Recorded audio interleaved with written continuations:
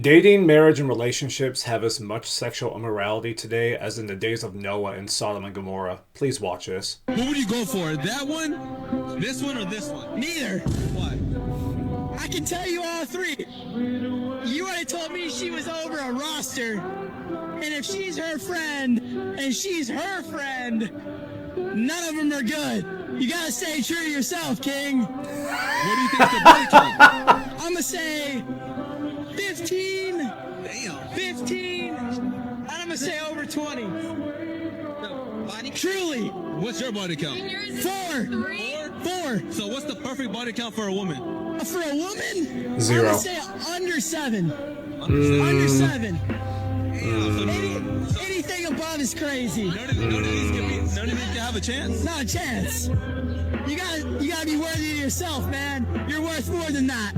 But you don't think high body count means more experience? More experience? I don't give a fuck about more experience. Shit, what were you rating? More Would STDs. I rate them? They good looking. Nah.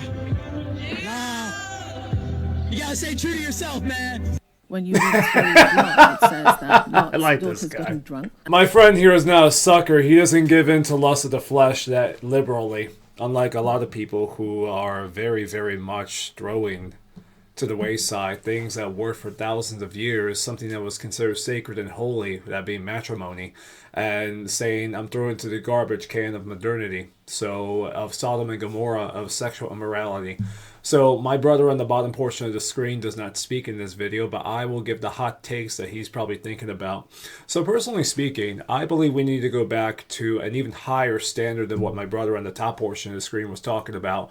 Under 7. 7 is a good number. It's a very holy number. But for purposes of marriage and for purposes of a true long-standing relationship that has actual pair bonding, for those of you who don't know what pair bonding is for a woman specifically, God made it so that the more sexual partners you have, the less of this pair bonding you are able to hold on to. You have more soul ties, therefore you have less pair bonding to give to what would be your husband. Whereas if you have no sexual partners going into a first husband, you would have all the pair bonding and loyalty and all the truly long-standing attributes that can make for a 30, 40, 50, 60-year marriage with just one singular sexual partner. Something that was much celebrated and held on to. My parents specifically have been married for 36, almost going 40 years, and they've only been married one time. They were very much traditional in that regard, and they've made it work even through tough times and difficult moments. So I really got to give them respect for that. So I personally subscribe to, not a 7, but I personally subscribe to a no hymen, no diamond. If that woman is not a virgin at marriage, I'm sorry, but I cannot consider her.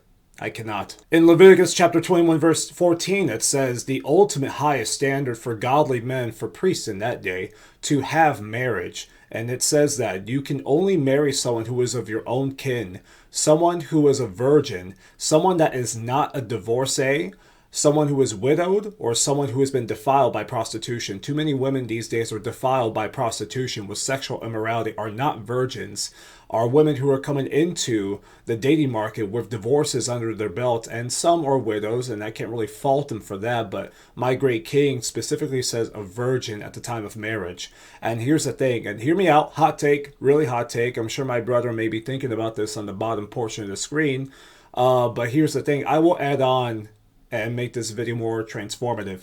So with that being said, hear me out. When Adam was lonely in the Garden of Eden, he didn't send a woman with 3 children under her belt, a single mother. He did not send Adam a woman with 15, and 20 under their body count. He sent Adam a virgin. A virgin.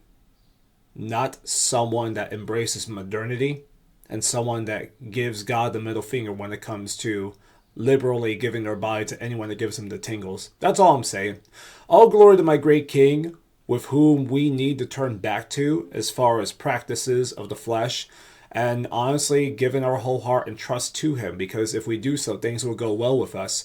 But as we see right now, STD rates are skyrocketing amongst people that are living in these Sodom and Gomorrah metropolitan cities, and it's par for the course. When you engage in more sexual immorality, God's just going to say, okay, I'm going to give you chlamydia, I'm going to give you gonorrhea, I'm going to give you AIDS, and good luck trying to cure them, because now these viruses are becoming more adapted to the treatments that they're being exposed to, and they're basically becoming super gonorrhea, super syphilis. So yeah, it's par for the course. So having purity when it comes to sexual immorality in today's wicked day and age, the days of Sodom and Gomorrah and the days of Noah that we're in currently, is something to be prized. So for women who are truly godly women, you have my utmost respect. For people that haven't repented, we have a lot of work to do. That being said, thank you all so much for watching. Please subscribe. I thank you for the support, and I hope you all have a blessed day. All glory to my great King. Take care.